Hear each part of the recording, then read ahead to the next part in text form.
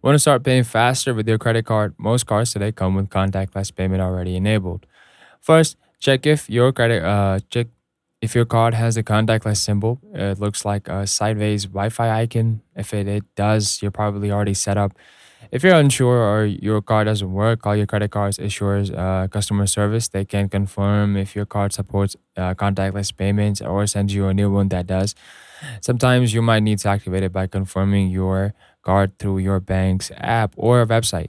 Just log in, find your card settings, and look for an option to enable tap to pay or contactless payment.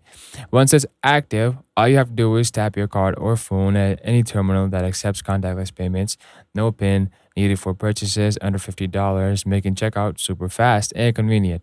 That's all it takes to get started with the contactless payments and speed up your shopping experience. If this helped, well, hit like, subscribe, and let me know in the comments if you want tips on using mobile wallets or boosting your card security. See you next time. Until then.